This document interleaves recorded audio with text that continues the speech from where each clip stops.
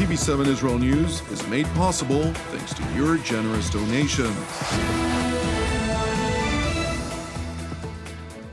Shalom and good evening. This is TV7 Israel News broadcasting to you from Jerusalem. And in today's top stories, Blue and White Chairman Benny Gantz has favorably responded to Prime Minister Benjamin Netanyahu's call for a unity government, yet insisted that he, and only he, will serve at the helm of Israel's next government. U.S. Secretary of State Mike Pompeo has concluded a trip to Saudi Arabia and the United Arab Emirates, after which he underscored it is abundantly clear that Iran's Islamic Revolutionary Guards Corps was behind the attacks on oil installations in Saudi Arabia.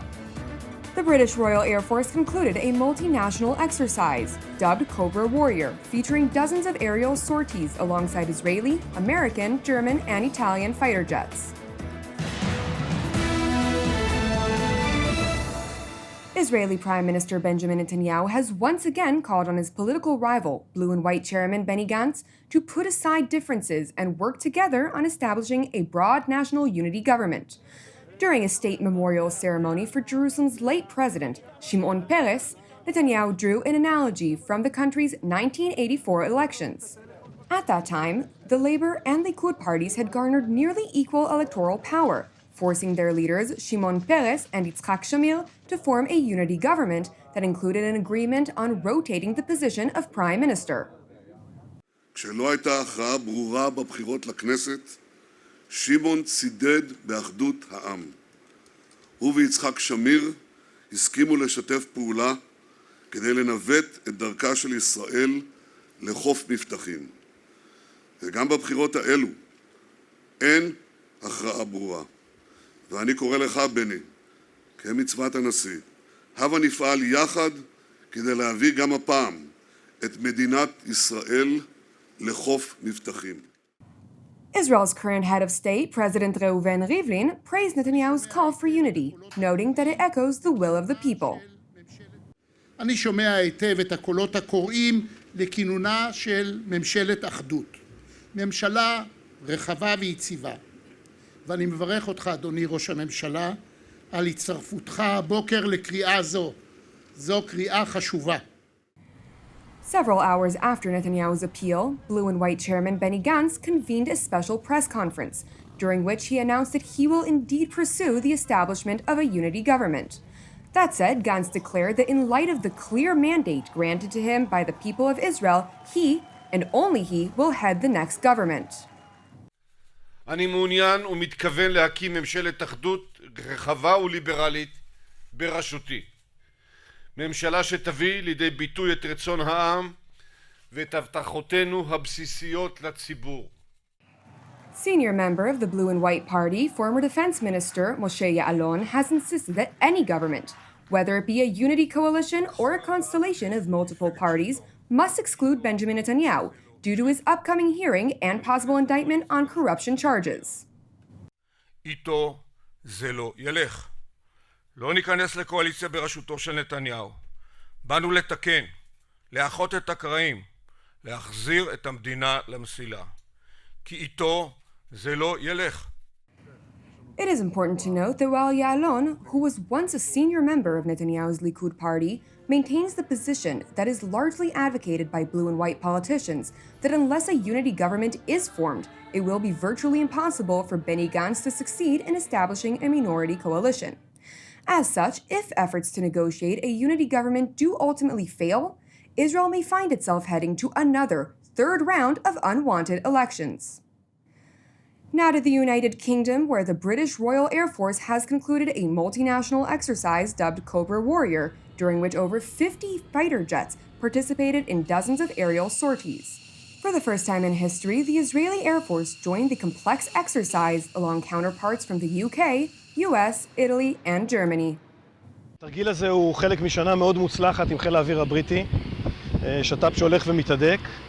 בשנה האחרונה קיימנו 3 תרגילים משמעותיים מאוד, תרגיל אחד עם F-35, קיימנו תרגיל בו הבריטים נחתו בישראל, ועכשיו אנחנו נמצאים בתרגיל הקוברה וורייר, תרגיל מאוד גדול ומאוד מקצועי ומתקדם שהחיל האוויר הבריטי מוביל. זהו למעשה התרגיל הראשון המשותף למערך הקרב הישראלי על אדמת בריטניה. מטרות התרגיל הן לחזק את השת"פ האסטרטגי הבינלאומי בין המדינות, כמובן עבורנו, צוותי אוויר וגם צוותי הקרקע, זו הזדמנות פז לאתגר את הצוותים במקומות חדשים. According to the IDF spokesperson's unit, the exercise was designed to maintain competence and readiness of the forces and was an important milestone in strengthening the strategic cooperation and international common interests between Israel and the United Kingdom. The statement further noted that the drill also provided opportunities for mutual learning between the various participating air forces. Now in other news, U.S. Secretary of State Mike Pompeo has concluded a trip to Saudi Arabia and the United Arab Emirates, where he held consultations on challenges and threats posed by the Islamic Republic of Iran. Prior to his return to Washington, the American top diplomat underscored that it is abundantly clear that Tehran's Islamic Revolutionary Guards Corps was behind the attacks against Saudi oil installations, a fact he said demands an international response to reintroduce genuine security in the volatile region. I think it's abundantly clear, and there is an enormous consensus in the region that we know precisely who conducted these attacks was Iran. I didn't hear anybody in the region who doubted that for a single moment. Secretary Pompeo continues to insist that the United States remains determined to find a diplomatic solution in spite of Iranian threats of exacerbating the hostilities. We'd like a peaceful resolution indeed. I think we've demonstrated that. They've taken down American UAVs, conducted the largest attack on the globe's energy in awfully long time, and we are still striving to build out a coalition. I was here in an active diplomacy while the foreign minister of Iran is threatening all-out war and to fight to the last American. We're here to build out a coalition aimed at achieving peace and a peaceful resolution of this. That's my mission set. It's what President Trump certainly wants me to work to achieve, and I hope that the Islamic Republic of Iran sees it the same way. Meanwhile, France has dismissed claims of responsibility by Iranian-backed Houthi rebels in Yemen for the attacks on Saudi Arabia's oil facilities and said Paris will renew its efforts to diffuse tensions between the U.S. and Iran at the opening of the United Nations General Assembly in New York next week. While French Foreign Minister Jean-Yves Le Drian emphasized his country's continued efforts to de-escalate the situation in the Persian Gulf, he acknowledged that Tehran's orchestrated attacks against Saudi oil facilities constitute an act of war. Les Houthis, qui sont des rebelles du Yémen, ont annoncé que c'était eux qui avaient provoqué cette intervention. C'est relativement peu crédible, mais puisqu'il y a une enquête internationale, attendant ces résultats, nous avons envoyé nous-mêmes des experts pour avoir notre propre vision de la chose, pour identifier... Je n'ai pas d'avis particulier avant qu'il y ait des résultats. Comment mais la situation est grave, parce que dans cette région, toute intervention de ce type peut aboutir à l'explosion et donc à la guerre. Justement, les Américains et votre collègue Pompeo disent que c'est un acte de guerre. C'est un acte de guerre. Meanwhile, in Sana'a, the capital of Yemen, where the Houthi rebels have vowed to respond with force against anyone who would attack them in retaliation for last week's strikes in Saudi Arabia. Despite evidence clearly absolving the Houthis of involvement in the attack, the Iranian-backed militias continue to insist they carried out the drone strikes.